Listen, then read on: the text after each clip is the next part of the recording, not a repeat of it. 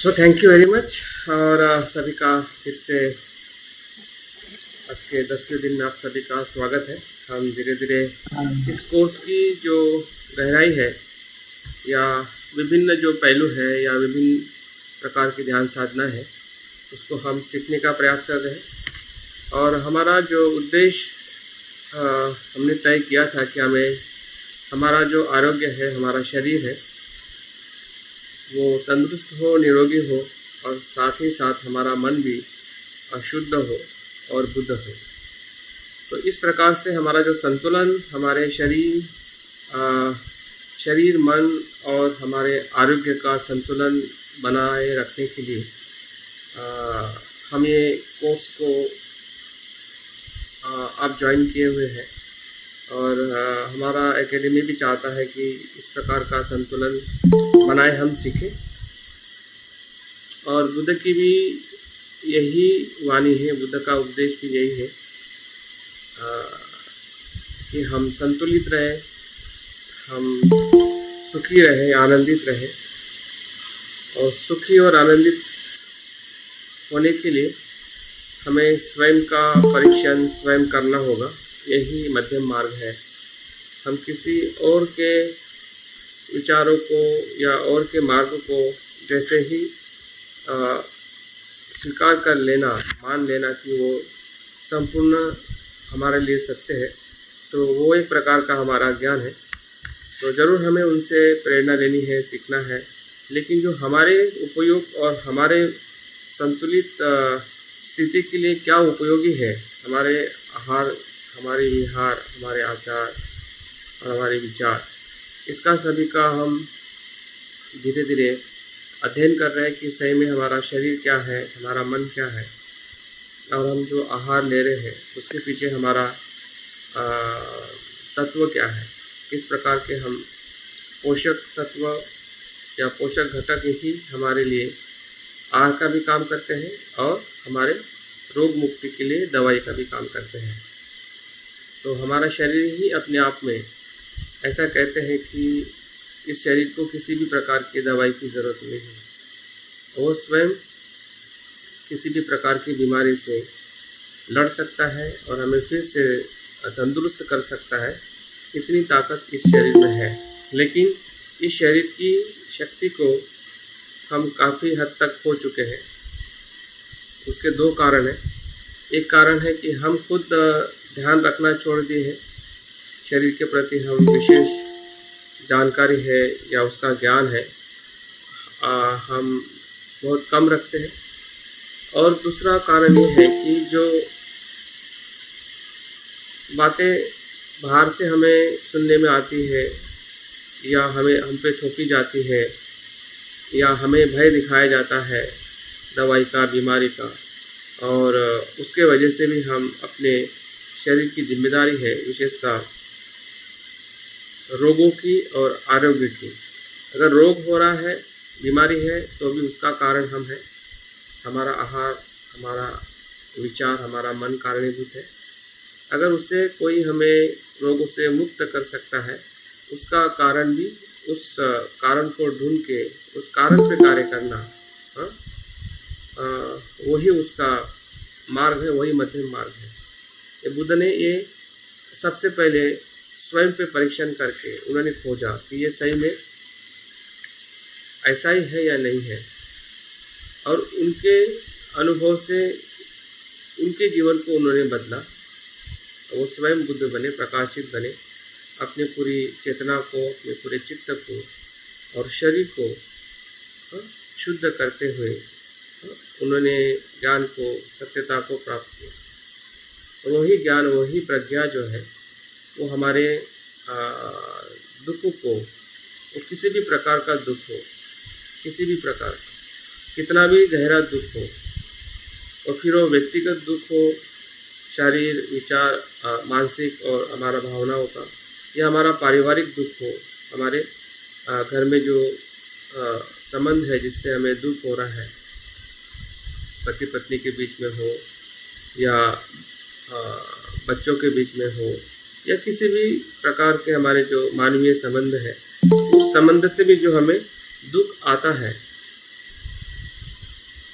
और सामाजिक किसी भी प्रकार की परेशानियां हो।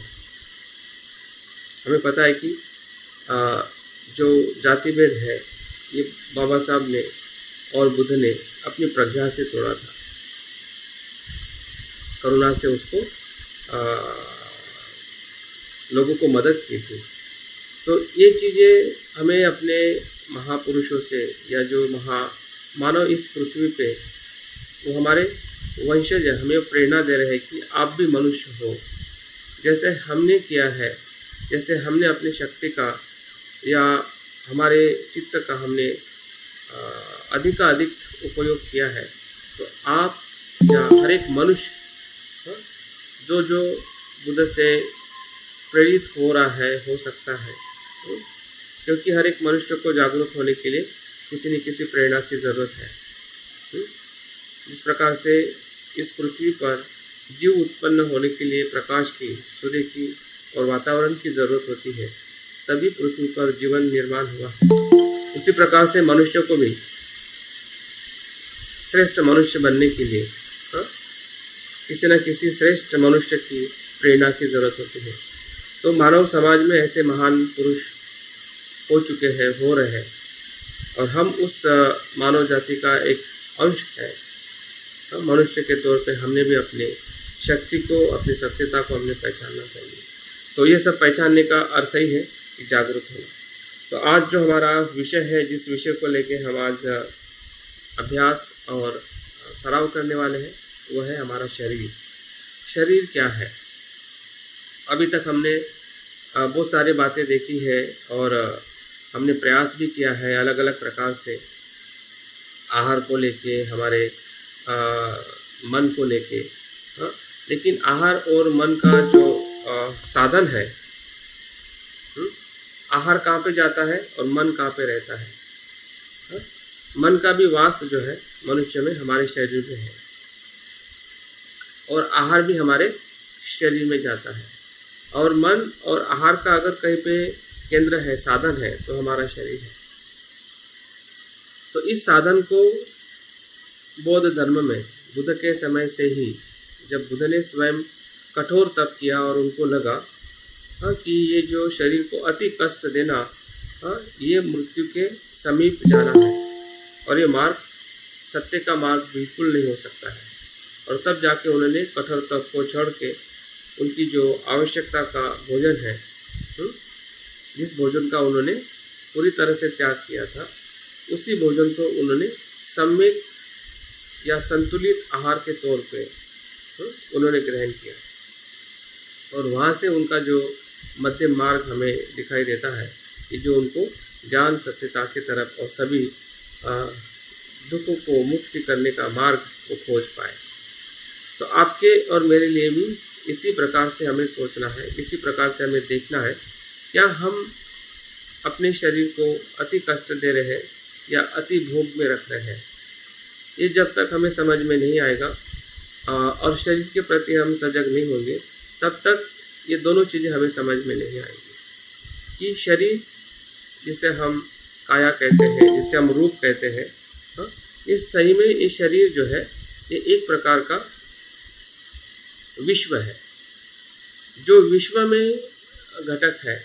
जैसे कि विश्व में हम देखते हैं इस ब्रह्मांड में कि पेड़ पौधे, जमीन, पहाड़, नदी, ये सभी चीज़ों से भरा हुआ है, जीवों से और निर्जीव वस्तुओं से, पूरे घटकों से भरा हुआ है। और वही सभी घटक हमारे शरीर के भीतर है।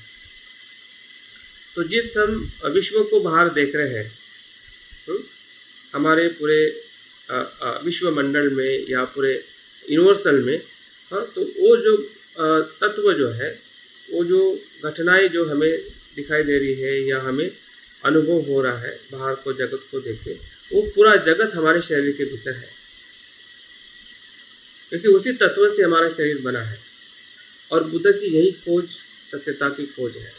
इसलिए बुद्ध कहते हैं कि हमारा अस्तित्व जो है एक मनुष्य का, ये इन घटकों से निर्मित हुआ है, न कि किसी ने बनाया है।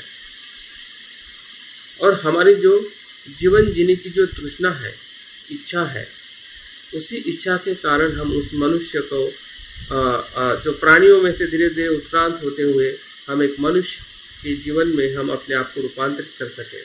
अगर हमारी तृष्णाएं नहीं होती, इच्छाएं नहीं होती, तो हमें विचार करने की जो क्षमता ना होती, तो हम इतना विकास करते हुए आज जो हम मनुष्य का जीवन देख रहे हैं उस जीवन तक हम नहीं पहुंच पाते। तो शरीर को हमने कैसे देखना चाहिए और शरीर को हम कैसा देख रहे हैं, दोनों बातों को हमें ध्यान में रखना है कि अब हम सुन रहे हैं या जानने का प्रयास कर रहे हैं कि शरीर क्या है और शरीर को हम कैसे देखना चाहिए ताकि हम शरीर का सदुपयोग कर सकें अपने स्वास्थ्य के लिए। सबसे पहली हमारी जो ज़रूरत है आज के परिप्रेक्ष्य में, क्योंकि शरीर का स्वास्थ्य भीतर से सही नहीं होने के कारण या अधिक कमज़ोर होने के कारण ही हमारे शरीर पे या किसी भी जीव पे या मनुष्य पे ये जो कोरोना का अटैक है या संक्रमण है उस शरीर पे ज़्यादा हो रहा है। हमने इस आपातकालीन स्थिति के जो भी महत्वपूर्ण जो पहलू है जो दिखाई दे रहे हैं, जो बताए जा रहे हैं, उससे कहीं गुना उसका जो सूक्ष्म स्वरूप है या सूक्ष्म प्रक्रिया है वो इसी के साथ में जुड़ी हुई है कि हमारा शरीर और वो आने वाला वायरस या बैक्टीरिया जो भी है वो कहाँ पे अटैक हो रहा है। और ये अटैक हो रहा है, ये आज की ही परिस्थिति नहीं है, इसके पहले भी वायरस होते थे, इसके पहले भी शरीर पे अटैक होकर लोगों के मृत्यु होते थे और आने वाले समय में भी ऐसा ही होने वाला है। लेकिन अगर एक मनुष्य होने के नाते हमें स्वयं बचना है और हमें लोगों को बचाने के लिए मदद करनी है, तो उसकी जो सूक्ष्म प्रक्रिया है जो बुद्ध ने अपने ध्यान के माध्यम से देखकर हमें बताई है कि हमने जो काया की स्मृति है, बाहर से हम बैठे हुए हैं या खड़े हैं या चल रहे हैं या सोए हुए हैं, हर एक शरीर की अवस्था में भी हमें सजग होना है, स्मृतिमान होना है। और साथ साथ में भीतरी जो हमारा सूक्ष्म स्वरूप शरीर का जो है गहरे उसके जो विभिन्न अंग है, शरीर, कोई शरीर को हम शरीर कहते हैं, लेकिन शरीर के जो घटक है उससे वो शरीर बना है। शरीर अपने आप में ऐसी कोई चीज़ नहीं है कि जिसको हम पकड़ सके कि मेरा शरीर है। यहाँ पे भी हमें सत्यता की खोज करनी है। हमें शरीर को इसलिए सिर्फ नहीं जानना है जिस प्रकार से कोई डॉक्टर, कोई वैज्ञानिक शरीर का अभ्यास करता है और वो हर एक शरीर के पहलू को जानता है और अपनी परीक्षा में पास होकर वो ऑपरेशन करता है या वो आजीविका करता है। इस अर्थ से हमें शरीर को देखना नहीं है। बुद्ध का जो शरीर को देखने का जो उद्देश्य है और इस परिप्रेक्ष्य में जो हम शरीर को देख रहे हैं उसके दो उद्देश्य है कि हमें अपने स्वयं के स्वास्थ्य को या शरीर की जो रोग प्रतिरोधक शक्ति है उसको बढ़ाना है। ये आपके और मेरे हाथ में है, क्योंकि वो एक हमारी प्राकृतिक जिम्मेदारी है, नैसर्गिक जिम्मेदारी है। हम अपने शरीर के प्रति इतने ज़रूर सजग होने चाहिए कि कम से कम जो उसकी जो प्राकृतिक विरासत है, नैसर्गिक उसकी शक्ति है, उसको कम होने ना दे और उसमें वृद्धि करने के लिए हमने निरंतर प्रयास करना चाहिए। तो हमारी सबसे बड़ी ज़रूरत है और वो ज़रूरत को हम तभी पूर्ण कर सकते हैं कि जब हमें उसके बाह्य और आंतरिक स्वरूप के प्रति थोड़ी जानकारी हो। जो हमें साइंस बता रहा है उसका भी मैं एक थोड़ा वीडियो बताऊंगा जिसमें हम अलग अलग शरीर के जो हमारे सिस्टम है उसको हम देख सकें। और वो देखने से ही हमें समझना नहीं है, बल्कि हमारे मन के चक्षु से और प्रज्ञा के चक्षु से। जैसे कि हमने कल देखा था कि प्रज्ञा के चक्षु से जब हम अपने वेदना को देखते हैं या हमारे मस्तिष्क के अलग अलग उसके कार्य को देखते हैं, तभी जाके उसका लाभ जो है हमें प्रत्यक्ष स्वरूप में हमारे स्वास्थ्य के लिए और हमारे सुख के लिए होता है। स्वास्थ्य ही एक अपने आप में सुख का एहसास है। और जब हम स्वास्थ्य को अनुभव करते हैं और उस अनुभूति का जो उसकी शुद्धता देखते हैं, यह स्वास्थ्य जो है ये किसी अपेक्षा के आधारित नहीं है, किसी वस्तु के होने से नहीं है, बल्कि ये मेरे खुद के समझदारी से मैं स्वस्थ हूँ, प्रज्ञा के वजह से मैं स्वस्थ हूँ, मेरे अच्छे विचारों के वजह से मैं स्वस्थ हूँ, क्योंकि अच्छे विचार ही मुझे अच्छे आहार लेने के लिए प्रेरित करते हैं। जब हम भोजन करते हैं और उस समय आपका जो भावना अगर शुद्ध है, तो वही जो खाना जो है, भले उसमें न्यूट्रिशन कम हो, वो आपके शरीर में 10 गुना ज़्यादा न्यूट्रिशन का इफेक्ट करता है। ये मैं नहीं कह रहा हूँ, ये फूड साइंस ने उसको एक्सपेरिमेंट किया है। जो आपके आहार का परिणाम जब आप जागृति से खाते हो, स्मृति पूर्वक खाते हो, एक आप करुणा के भावना से खाते हो, तो उसका प्रभाव अगर आपके प्लेट में न्यूट्रिशन कम है, फिर भी जिसके पास में ज़्यादा न्यूट्रिशन फूड है और वो जागरूक नहीं है, उससे भी डबल गुना प्रभाव हमारे शरीर के स्वास्थ्य पे होता है। तो हमने बुद्ध के इस ध्यान को, जिसका माइक आवाज आ रही है, प्लीज म्यूट कर दीजिए।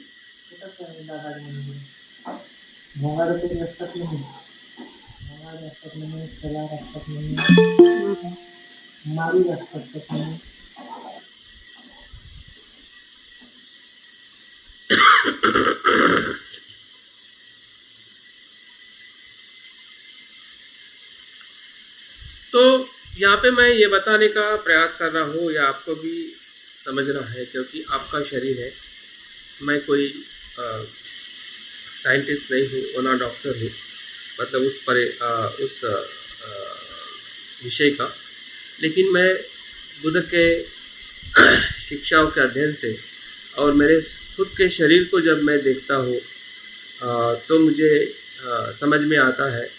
अगर मुझे समझ में आता है तो आप लोग भी उस प्रकार से जरूर समझ सकते हैं कि हमने अपने शरीर का अवलोकन और उसकी जो कुछ जानकारियाँ है हमने रखनी चाहिए, क्योंकि सही जानकारी सही तरीके से सही समय पे अगर इस्तेमाल की जाती है तो वही ज्ञान में परिवर्तित होती है। अगर हमारे पास में पूरा विश्व जानकारी से भरा हुआ है, समंदर की तरह जानकारी है, लेकिन हर जानकारी आपके लिए उपयोगी नहीं है। लेकिन जब उस जानकारी का अगर हम हमारे उपयोग के लिए सही समय पे सही तरीके से अगर उसका इस्तेमाल आप करना सीख जाते हैं, या कोई आपको सिखाता है, तो समझ जाइए कि वो जानकारी आपके लिए बहुत मूल्यवान है। भले फिर वो बुद्ध के शब्द हो, या बुद्ध का उपदेश हो, या वैज्ञानिक लोगों ने जो भी सत्य की खोज की है, शरीर के बारे में हो, किसी भी विषय के बारे में हो, लेकिन जब तक आप सही तरीके से उसको पकड़ते नहीं हैं, सही समय पे उसका अगर अवलोकन नहीं करते हैं, तो वो जानकारी किसी भी काम की हमारे नहीं हो सकती है। तो आज वो समय आया है कि अगर हम अपने रोग प्रतिकारक शक्ति को या इस कोरोना से लड़ना है, तो हमारी जो ढाल जो है वो मजबूत होनी चाहिए। तो हमारी शरीर की शक्ति अगर मजबूत होगी, तो निश्चित ही है उससे लड़ने की हमारी जो क्षमता है, जो नैसर्गिक स्वरूप में हम में है। बुद्ध का भी धम्म यही कहता है, या बुद्ध यही सत्य बताते हैं कि वो आप में शक्ति है, बुद्ध होने की शक्ति है। बुद्धत्व का जो स्वभाव है, या शुद्ध कर्म करने का स्वभाव है, या शुद्धता के साथ में जीने का स्वभाव है, वो आपके भीतर है। लेकिन किस कारणवश वो लोभ द्वेष मोह के बादलों से वो ढका हुआ है। कितना ही फर्क है बुद्ध और हम में।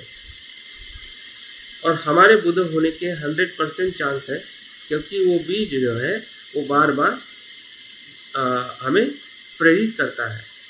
देखिए कि अगर आप अच्छा कुछ कर्म करने के लिए आगे आ रहे हैं दिल से, तो समझ जाइए कि वो दिल की जो भावना है वही बुद्धत्व का प्रकाश है।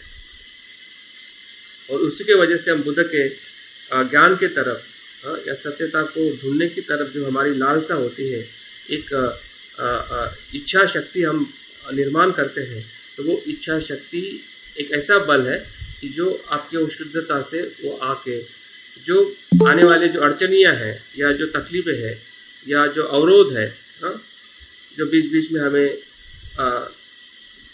लोभ द्वेष मोह आता है, तो उसको वो तोड़ने के लिए मदद करता है। और इसलिए हम वहाँ से मुक्त होने का भी एहसास होता है कि जब हम लोभ को थोड़ा छोड़ते हैं, जब द्वेष को छोड़ते हैं, अज्ञान को छोड़ते हैं, तो हमें बहुत सुकून मिलता है, क्योंकि वही सबसे बड़े कांटे हैं।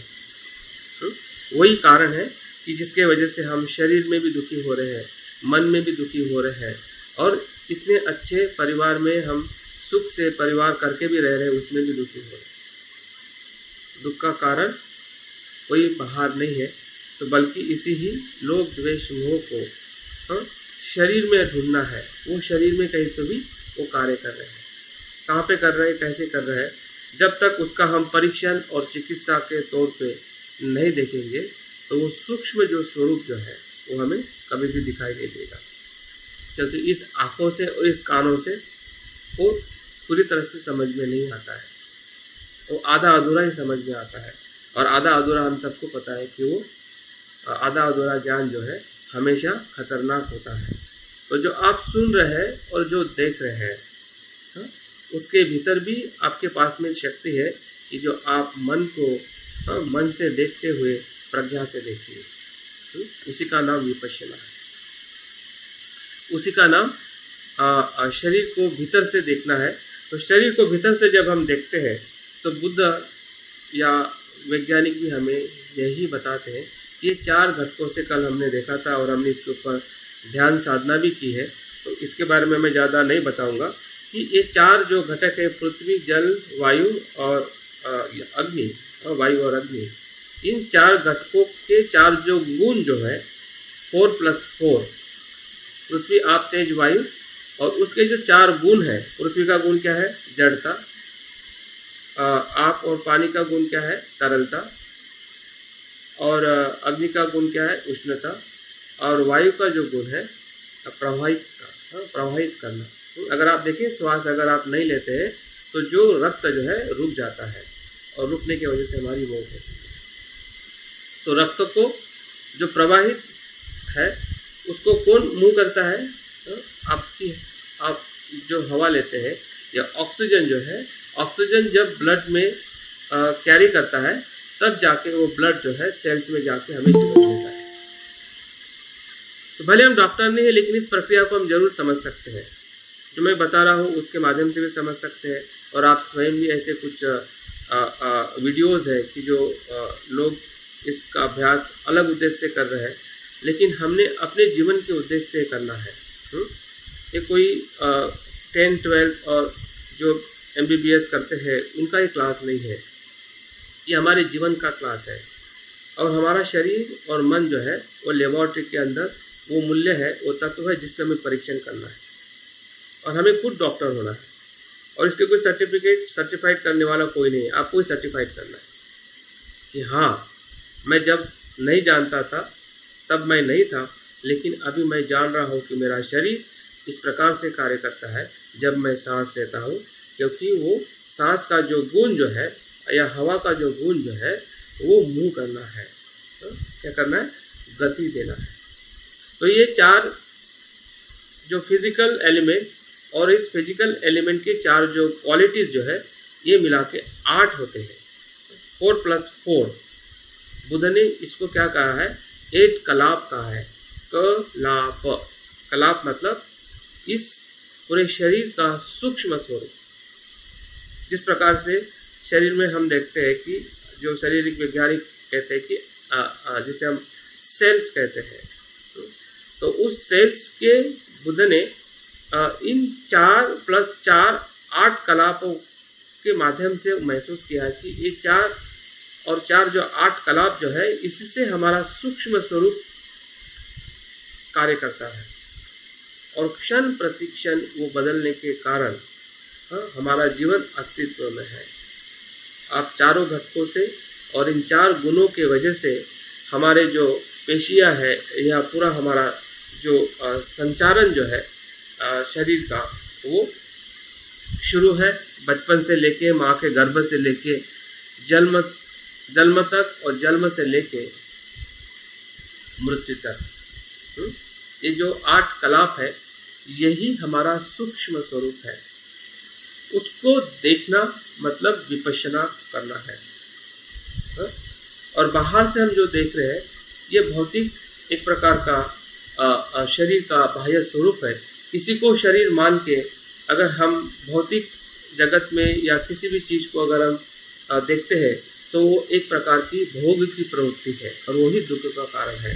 लेकिन जब हम इस 8 कलाप को देखते हैं अपने शरीर के भीतरी स्वरूप से, जब हम अपने संसार को देखते हैं या किसी वस्तु को हम ग्रहण करते हैं या किसी संबंध के साथ अपने शरीर को स्थापित करते हैं, तो हम कभी भी गलत शरीर से हम कर्म नहीं कर पाएंगे।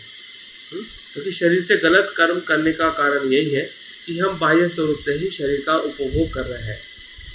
शरीर का जो आंतरिक स्वरूप जो है कहीं ना कहीं हम उसको देख नहीं पा रहे हैं या देखने की हम कोशिश नहीं करते हैं। और बुद्ध की जो खोज जो है और बुद्ध की जो खोज जो है वो भीतरी अस्तित्व की है। सूक्ष्म तौर पे हमें शरीर को देखना है ताकि हम बाह्य स्वरूप में उसका सही इस्तेमाल कर सकें। इसका अर्थ ये नहीं कि हमें बाह्य स्वरूप में शरीर को ऐसे ही छोड़ देना है, उसके बारे में हमें बिल्कुल चिंता नहीं करनी है, ऐसा नहीं है। जब हम सूक्ष्म देखेंगे तो बाहर भी उसी प्रकार से हम कार्य करेंगे। अगर हमें सूक्ष्म का ही भाव पता नहीं है कि सूक्ष्म स्वरूप इतना गहरा है और वही हमारे जीवन का सबसे मूल स्रोत है, उसका परिवर्तन होना ही हमारा शरीर का अभी का अस्तित्व है। तो उसकी जब हम गहराई से जब शरीर को देखते हैं तो आपके जो बाह्य जो स्वरूप से जो भी आप खाना खा रहे हैं, देख रहे हैं या जो भी आपके साथ में घटित हो रहा है, तो उसको देखने का जो अनुभव जो है उस प्रज्ञा से अगर हम देखेंगे तो कोई भी घटना आप पे ज़्यादा प्रभावित नहीं करेगी। अन्यथा क्या करेगी, वो समझ में नहीं आएगा कि ये क्या हो रहा है। और समझ में नहीं आना यही अपने सभी दुखों का कारण है। तो दुख अगर हमारे शरीर में कहीं से आया है, अगर किसी भी प्रकार का अगर हमें दुख है शरीर में, या अभी का जो भय जो है दुख आने का, वो कहीं ना कहीं इसी ही जो 8 कलाप जो है इसी की ही संरचना है। अगर इस संरचना को अगर हम महसूस करते हैं या जानते हैं तो हमारी ताकत क्या होगी, बढ़ जाएगी। क्योंकि हम उसको नहीं देख रहे हैं, हम जो घटना है उसी पे ही हमारा सबसे ज़्यादा विचार चलते रहता है कि ये क्यों है, कैसे है, कब खत्म होगा, और ये ऐसा नहीं होना चाहिए था, इसके वजह से हुआ, इतना कुछ हुआ, या और हमारे जो जीवन की जो इच्छाएं हैं कैसे पूरी होगी, ये सभी बातों पे हमारा ज़्यादा ध्यान होता है और उसी के वजह से हम और दुख में चले जाते हैं। जो हमारे जीवन की जो गहराई है, हमारे शरीर का जो अस्तित्व जो है, तो उस अस्तित्व को हम भीतर से इस 8 कलाप में हम देख नहीं पाते हैं। और वही देखने का प्रयास जो है, या एक साइंस कह सकते हैं, कि जो हमें अपने इस ध्यान साधना के माध्यम से संपूर्ण शरीर का अनुभव लेना है और जानना है कि जो हमारे शरीर में बुद्ध ने शरीर को देखने के लिए 32 अंगों को देखने का बताया है। 32 जो हमारे शरीर में अंग है, उसको आप अलग अलग करके जब देखते हैं तब आपके शरीर का एक जो आंतरिक स्वरूप जो है वो हमें पता चलता है। और जब वो पता चलता है तो क्या होता है, कोई चीज़ का पता चलना मतलब क्या, प्रज्ञा का आना मतलब क्या, या किसी के बारे में ज्ञान होने का अब हमें फ़ायदा क्या मिलेगा। ज्ञान होने का फ़ायदा ये मिलेगा कि उसके प्रति जो हमारी आसक्ति है या गलत सोच है वो वहाँ से नष्ट हो जाएगी। जैसे कि अंधेरे से जब हम चलते हैं तो क्या होता है कि चलते चलते बहुत सारी चीज़ें हमारे पैर को लगती है, हम गिर भी सकते हैं, खून भी निकल सकता है और हमारी मौत भी हो सकती है क्योंकि वो अंधेरा है। लेकिन जैसा आपके पास में अगर थोड़ा प्रकाश आता है या आपके पास में दिया है, तो जो दिया जैसे आता है तो वैसे आप संभल के चलने लगते हैं, तो आप गिर नहीं सकते, आपकी मौत नहीं हो सकती है। तो ज्ञान का मतलब यह है। ज्ञान हमें लगता है कि इससे क्या होगा, जान लेने से क्या होगा। हाँ, जान लेना थोड़ी कोई दवाई है या कोई डॉक्टर है या हमें ऐसे कोरोना और इस प्रकार के बीमारी से हमें बचा सकता है कि जो हमें शरीर में बीमारी है। लेकिन देखिए कि वो बीमारी कहीं ना कहीं उसी ही अज्ञान के कारण या हमारे गलत आहार के कारण या हमारे उस भोजन के प्रति जो आसक्ति थी या शरीर के प्रति जो हमारा आलस था या जो शरीर के प्रति हमारी नासमझ थी, उसी के वजह से वो बढ़ते बढ़ते डायबिटीज़ हुई है। डायबिटीज़ ऐसी नहीं हुई है, बढ़ते बढ़ते वो ब्लड प्रेशर बन गया, बढ़ते बढ़ते आपके शरीर में जॉइंट पेन बन गया, बढ़ते बढ़ते हर एक बीमारी, और आज बढ़ते बढ़ते हमारी रोग प्रतिकारात्मक शक्ति कम, जितनी ज़्यादा कम हो रही है, हाँ, उतना ही जो कोरोना का हम पे अटैक हो रहा है। ये कहाँ से आया है? ज्ञान नहीं होने की वजह से ही आया है। और ये हमें स्वयं भी सीखना पड़ेगा और हमारे आजू बाजू के जो हमारे लोग हैं, हमारे घर के परिवार के लोग हैं, हमारे मित्र हैं, उनको भी ये समझाना पड़ेगा क्योंकि ये बहुत ही सूक्ष्म ज्ञान की प्रक्रिया है। ये बुद्ध ने हमें बहुत ही गहराई से, और उस समय में भी जब बुद्ध के समय में भी ये आपातकालीन परिस्थिति आई थी, हाँ, लोग मरते थे बीमारियों से, तो बुद्ध स्वयं अपने शिष्यों को कहते हैं कि जाइए लोगों को सप्तबोधांग का मार्ग बताइए, और उसमें यही है, पहला है स्मृति। स्मृति किसकी? शरीर की, खान पान की, रहने की, सोच की, वेदना की, चित्त की। ये स्मृति ही अपने आप में दवाई है, क्योंकि स्मृति आने से ही आपका मन प्रकाशित होकर आपकी जो गलत उसकी समझ है या गलत खाने की जो पद्धति है, सोचने की पद्धति है, वो कब बदलेगी? कौन बदलाएगा? कौन सा डॉक्टर, कौन सी दवाई आपके सोचने की पद्धति को बदल सकती है? कोई दवाई नहीं है संसार में, ऐसी कोई थेरापी नहीं है, ऐसी कोई दवाई नहीं है, ऐसा कोई व्यक्ति नहीं है आपके पास में कि वो आपके मन को बदल सके। भले आप किसी से कितना भी प्यार करते हो, वो भी आपके मन को बदल नहीं सकता। अगर कोई बदल सकता है तो आप स्वयं और आपकी स्वयं की स्मृति और आपके स्वयं का ज्ञान ही उसको बदल सकता है। तो देखिए कि उसकी जो कैपेसिटी जो है या उसकी क्षमता जो है, वो आपके भीतर के पूरे शरीर को देखते देखते हमें जो सजगता मिलेगी, जो ज्ञान मिलेगा, हाँ, तो उससे हम अपने शरीर के प्रति जो सही हमारी रिस्पॉन्सिबिलिटी है, सही जिम्मेदारी जो है, उसको अगर हम समझ देंगे और करेंगे, हाँ, ध्यान के माध्यम से हम उसको देखेंगे, तो निश्चित ही जैसा हम ध्यान के बाहर आएंगे तो निश्चित ही हमारे शरीर के प्रति हम और ज़्यादा जागरूक होकर हमारे पूरे चर्या को देखेंगे कि कहाँ पे गलती हो रही है, कहाँ पे मेरी सोच द्वेष की हो रही है, भय की हो रही है, चिंता की हो रही है, ताकि मैं उस चिंता के कारण को ढूंढूं और उस पर मैं काम करूं। क्योंकि ये प्रकाश आपको मदद करेगा कि चिंता आती कहाँ से है, भय कहाँ से आता है, ये आपका शरीर दिखाएगा। अगर आसक्ति ही नहीं होगी तो भय कहाँ से आएगा बताइए?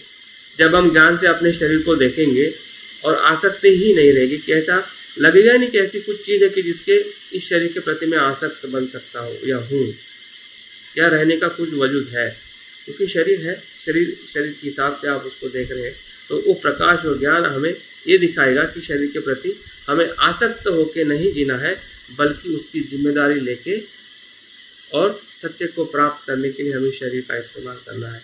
तो जो भय जो है, मृत्यु का भय जो है, अगर वही चला जाएगा तो कोरोना का भय हमें त्रस्त नहीं करेगा। कोरोना का भय, चिंता इसलिए हमें त्रस्त कर रही है क्योंकि इस शरीर के प्रति भोग करने की, हाँ, या उसको जीवित रखने की जो हमारी मनीषा है, इच्छा है, वही तृष्णा है। और उस तृष्णा को जब हम अपने ज्ञान से, प्रज्ञा से और जागरूकता से देखते हैं तो वो तृष्णाएं अपने आप में ही शांत हो जाती है। और सत्यता से जब हम अपने शरीर को देखते हैं तो उसकी जो भी आवश्यकता है, हाँ, उसको बनाए रखने की, ऐसा नहीं कि हमें शरीर को छोड़ देना है या शरीर की हमें अभी ज़रूरत नहीं, क्योंकि अभी तो कुछ नहीं है शरीर में। उसका अर्थ वो नहीं है, क्योंकि शरीर है तो मृत्यु तक हमें शरीर को बिल्कुल संभालना है। तो संभालने का जो हमारा तरीका जो है वो कैसे होना है, वो शुद्ध होना है, हमारा आहार शुद्ध होना है, हमारे विचार शुद्ध होने, ताकि हम अपने शरीर को सही तरीके से उसकी देखभाल कर सके और उससे हमारी जो रोग प्रतिकारात्मक शक्ति जो है वो बढ़ जाएगी। क्योंकि आप प्रज्ञा से जब सोचोगे तो हमारे ब्रेन के अंदर जो हार्मोन्स है वो डायरेक्ट आपके रक्त में जाकर आपके पूरे सिस्टम को वो क्या कर देगी, पूरी तरह से शुद्ध कर देगी। क्योंकि वो सोची ही है कि वो सोच की वजह से वो भय निर्माण करके पूरे सिस्टम को ही कोलैप्स कर रहा है, आपके ब्लड को रोक रहा है, क्योंकि जो ऑक्सीजन का जो प्रमाण जो है वो वहाँ पे पहुँच ही नहीं रहा है जब हम भयभीत होते हैं। और भय आने का कारण ही है हमारा अज्ञान, और हम डायरेक्ट उसी रूट पे काम कर रहे हैं कि अज्ञान को ही तोड़ रहे हैं। तो अज्ञान को ही तोड़ेंगे, और ये हमारी खुद की चिकित्सा है। ध्यान कोई हमारे लिए और नहीं कर सकता है। दवाई खाने से हम ध्यान नहीं कर सकते, डॉक्टर के कहने से भी हम ध्यान नहीं कर सकते, या इवन मेरे कहने से भी आप ध्यान नहीं कर सकते, बल्कि आपका मन कह रहा है कि मुझे ध्यान करना है, मुझे ढूंढना है मेरा अज्ञान क्या है और मेरा ज्ञान क्या है। तो दोनों प्रक्रिया जो है हमारे स्वयं के बल पे है, और इसलिए बुद्ध का जो पूरा बोध है या बुद्ध का पूरा उपदेश है वो इसी ही पथ पे है कि अतदीप भव, स्वयं का ही स्वयं हमें दीप होना है। और बुद्ध ने इसीलिए बुद्ध ने इस शरीर को 32 अलग अलग प्रकारों से देखा है, अपने मस्तिष्क के लेग से पैर तक। तो जब हम इसका अभ्यास ध्यान में करेंगे तब उसके बारे में हम उसकी चर्चा करेंगे। अभी सिर्फ मैं शरीर के जो सिस्टम जो है उसको मैं आपको एक वीडियो के माध्यम से थोड़ा बताना चाहता हूँ, ताकि आपको जो मैं बता रहा हूँ या जो आप समझना चाहते हैं वो हो सकता है कि शब्दों में उतनी ताकत या स्पष्टता ना हो, लेकिन अगर हम वही चीज़ चित्र में देखते हैं, क्योंकि वैज्ञानिक लोगों ने उसको खोज के बहुत ही उसके अच्छे क्या कहते हैं आर्टिफिशियल वीडियोज़ है, जिसके माध्यम से हम देख सकते हैं कि हमारे शरीर में किस प्रकार के अलग अलग प्रकार की जो सिस्टम जो होती है जो हमारे पूरे शरीर को चलाती है, और वो एक दूसरे के साथ में क्या कहते हैं कि उसका कोरिलेशन होता है। देखिए कि हमारा जो बॉडी जो है, इसके शरीर के प्रति हम इतने आसक्त है और गलत तरीके से हम उसको भोजन दे रहे हैं, लेकिन हमारी सिस्टम हमें ये दिखाती है कि उसके बीच में जो रिलेशन है, अगर आप गलत तरीके से आप कुछ भी चीज़ दोगे तो सिस्टम में किस प्रकार से बिगड़ाव हो सकता है, वही दुख का कारण है। हमारी जो पाचन शक्ति हो, या हमारी जो अंतस्राव शक्ति हो, या हमारी जो पेशी की जो पेशियाँ है या श्वासन है, इस सभी तंत्र की वजह से हमारा पूरा जो शरीर जो है वो बना हुआ है, और उसी के ही माध्यम से हमारा शरीर जो है कार्य कर रहा है।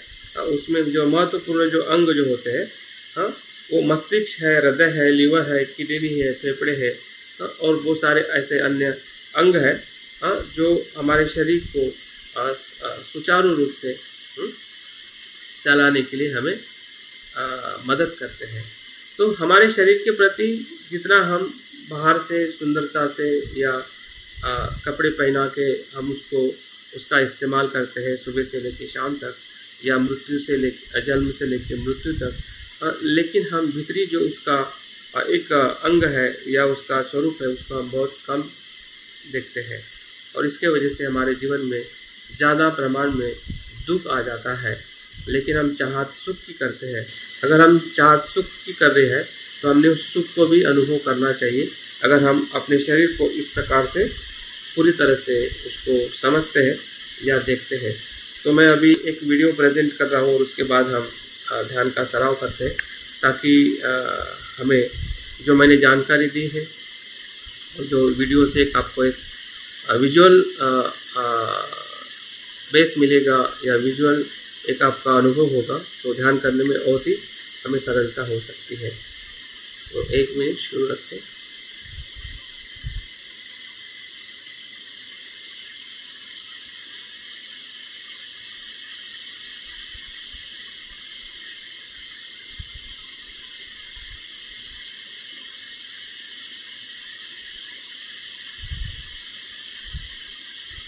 दिख रहा है?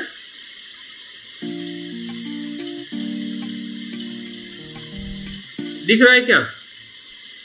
दिख रहा है। ठीक है, हाँ, चलिए ध्यान से देखिए। मानव शरीर के बारे में पढ़ेंगे।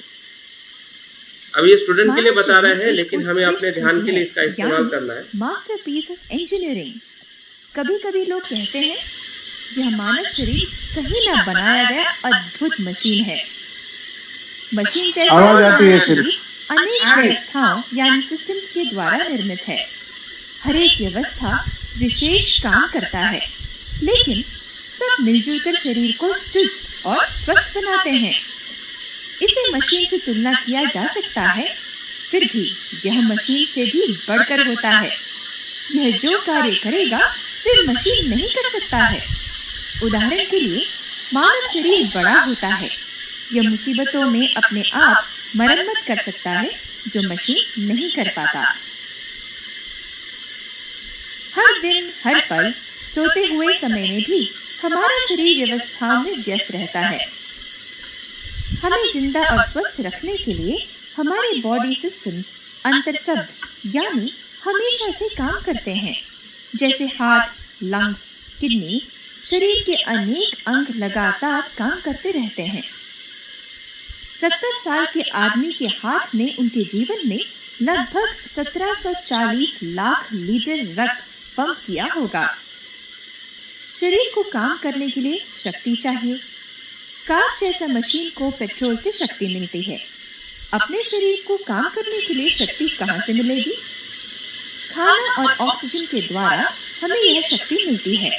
हमें पता है कि बढ़ने या काम करने के लिए जो शक्ति जरूरी है वह खाने से मिलती है।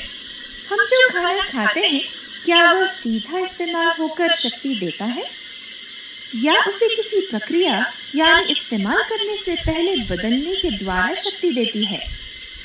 डाइजेस्टिव सिस्टम आहार को पोषक पदार्थ यानी न्यूट्रिएंट्स में बदलता है, जिसे शरीर के हर एक अंग इस्तेमाल कर सकते हैं। यह शरीर में तैयार हुआ व्यर्थ बाहर निकालने को भी जिम्मेदार है। विस्तार में देखने से आहार शरीर के अंदर लाने, उसे पचाने, जरूरी पोषक पदार्थों को अंतर्लीन करना और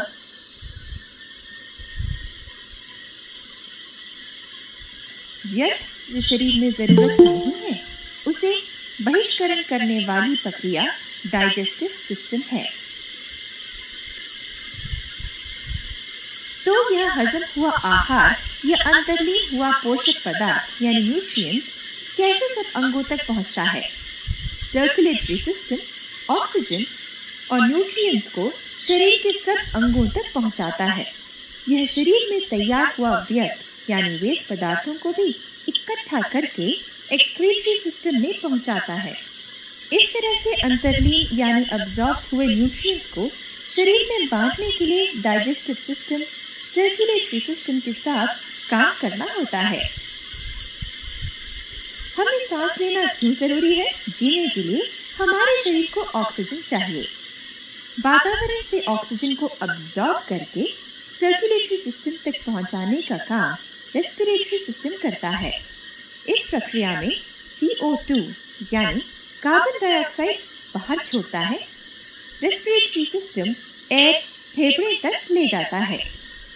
यहाँ ऑक्सीजन रक्त में मिलता है और कार्बन डाइऑक्साइड सांस छोड़ने पर बाहर निकलता है। हम सदा सांस लेते रहते हैं। इसका मतलब रेस्पिरेटरी सिस्टम लगातार काम करता है। आप नाक और मुंह से सांस लेते और छोड़ते हैं, लेकिन फेफड़े मुख्य अवयव रेस्पिरेटरी ऑर्गन्स होते हैं, क्योंकि यहाँ ऑक्सीजन रक्त में मिलता है। यानी रेस्पिरेटरी सिस्टम का काम बहुत सीधा है। ऑक्सीजन को शरीर के अंदर लेना और कार्बन डाइऑक्साइड को निकालना। हमारे शरीर में अनेक सिस्टम्स हैं। इनमें से किसके अधीन में हम काम करते हैं? नर्वस सिस्टम हमारा सब काम नियंत्रण करता है। शरीर का सभी सिस्टम्स लगा रहने पर यह ध्यान रखता है। हम सब कुछ इसके नियंत्रण से ही करते हैं, यानी सोचना, निर्णय लेना, याद रखना, सीखना, स्वयं होने कार्य जैसे मांसपेशियों का हिलना यानी वॉलंटरी एक्शंस, अनैच्छिक कार्य यानी इनवॉलंटरी एक्शंस जैसे सांस लेना, हार्ट का पंपिंग आदि। शरीर जीवित रहने के लिए अनेक कार्य करता है और इन कामों से व्यर्थ पदार्थ भी बनता है। ऐसे तैयार हुआ व्यर्थ पदार्थ रसायन होने के कारण जहरीले होते हैं। इन्हें वैसे ही शरीर में छोड़ने से गंभीर रूप में तकलीफ होती है और हमें मौत भी हो सकती है। यह वेस्ट कौन निकालता है? वह है एक्सक्रीटरी सिस्टम। लेकिन डाइजेस्टिव सिस्टम भी व्यर्थ पदार्थ निकालता है, तब एक्सक्रीटरी सिस्टम क्यों जरूरी है? डाइजेस्टिव सिस्टम आहार में से पचाया नहीं हुआ वेस्ट निकालता है, तो एक्सक्रीटरी सिस्टम रक्त को छानकर उसमें व्यर्थ निकालकर शुद्ध करता है। इसमें किडनी एक विशेष अवयव है, जिसका प्रत्येक फिल्टर रक्त को छानकर उसमें से व्यर्थ यूरिया से यूरिन बनाता है। यूरिन ब्लैडर में जमा होता है। इस प्रक्रिया में सारे कलुषित रक्त को छानने के लिए किडनी लगभग 45 मिनट काम करता है। अब स्केलेटल सिस्टम की बारी है। बड़ों में 206 हड्डियों से बनी हुई बनावट यानी फ्रेमवर्क को स्केलेटन कहते हैं। स्केलेटल सिस्टम शरीर को आकार और आधार देता है। यह शरीर के अंदर के कोमल अंगों यानी हार्ट, लंग्स, किडनीज, ब्रेन आदि की रक्षा करता है। स्केलेटन हिलना या दौड़ना हम भूत प्रेत भयावह फिल्मों में देखते हैं। क्या वास्तव में कंकाल यानी स्केलेटन चल सकते हैं? आपको क्या लगता है? हमारे शरीर को शक्ति और सौष्ठव देने में स्केलेटन का विशेष काम है, लेकिन हमारा शरीर एक स्थान से दूसरे स्थान तक चलाने का काम शरीर के अन्य अंग मांसपेशियां करती हैं। मांसपेशियों के बिना हम नहीं हो सकते। हमारे शरीर में बहुत बड़ा और छोटा मांसपेशियां हैं यानी मसल्स। पैर में हुए मजबूत मसल्स जिसे हम कूदते समय उपयोग करते हैं, और आंखें झपकने के लिए काम आने वाली बहुत छोटी मसल्स तक कभी भी हम चलते हैं तब हमें मांसपेशियों का उपयोग करना होता है। अंत में रिप्रोडक्टिव सिस्टम की बारी है। नाम से ही यह पता चलता है कि यह नया प्राणी बनाने में और जीव जाति जारी रखने के लिए, ताकि जीवन जाति कम नहीं होती। हमने क्या सीखा? हर एक सिस्टम प्रत्येक कार्य करता है, लेकिन शरीर में कोई भी सिस्टम अकेले काम नहीं कर सकता। प्राणी यानी लिविंग ऑर्गेनिज्म में सब सिस्टम्स अंतरस्पर्ध और समन्वय यानी इंटरकनेक्टेड और कोऑर्डिनेशन से काम करते हैं। प्राणी में सब सिस्टम्स एक दूसरे से जुड़कर और एक दूसरे के साथ मिलकर काम करते हैं। इसका साधारण उदाहरण सर्कुलेटरी सिस्टम और रेस्पिरेटरी सिस्टम के बीच संबंध है। रक्त शरीर में बहते समय आखिर ऑक्सीजन से मिलना चाहिए। इसे लंग्स में ऑक्सीजन मिलता है। लंग्स रेस्पिरेटरी सिस्टम का मुख्य अंग है। इस प्रकार सब सिस्टम्स मिलजुल कर एक साथ काम करने से ही हमारा शरीर स्वस्थ, तेज और काम करने का साधारण उदाहरण सर्कुलेटरी सिस्टम और तो मुझे लगता है कि जो बात मैं शब्दों में बताना चाहता था और बताया है, और बुध भी जो हमें कायानुपश्यना में जो हम अभी ध्यान करने वाले हैं, तो यही हमारी जो अंग जो है शरीर के जो विभिन्न जो हमारे शरीर के भीतर जो एक अपना संतुलन बनाने का वो अपने आप और उनकी प्रक्रिया के माध्यम से वो निरंतर कर रहा है। लेकिन हम ही है कि हम आहार के माध्यम से और विचारों के माध्यम से इस संतुलन को हम बिगाड़ते हैं, और बिगाड़ने का कारण भी हमारा अज्ञान है। और इसलिए ही ज्ञान की हमें ज़रूरत है, इसलिए हमें प्रज्ञा की ज़रूरत है, इसलिए हमें स्मृतिमान होने की ज़रूरत है, ताकि हम इसके संतुलन की प्रक्रिया को देखें। जिस प्रकार से साइंस बता रहा है, भले अगर हमें बुद्ध की बात पे इतना विश्वास नहीं हो रहा है कि ये कैसे संभव है, लेकिन साइंस भी यही बता रहा है कि इसका एक अपना सिस्टम है और वो सिस्टम एक संतुलित प्रक्रिया से चलता है, तभी हमारा स्वास्थ्य या हमारा शरीर निरोगी रह सकता है। और इस संतुलन में जैसे भी बिगड़ाव आता है खान पान से और हमारे विचारों से, तो निश्चित है वही हमारे रोग का और भय का कारण है। तो उस भय से, उस रोग से अगर हमें मुक्त होना है तो निश्चित है बुद्ध की जो खोज है वो तब भी लोगों को दुख मुक्त करने के लिए मददरूप थी, और आज भी हमारे शरीर में और हमारे आसपास जो भय मंडरा रहा है उससे लड़ने के लिए भी हमें उसी पद्धति की हमें ज़रूरत है। तो चलो हम अभी ध्यान के सराव की तरफ बढ़ते हैं, जिसे कायानुपश्यना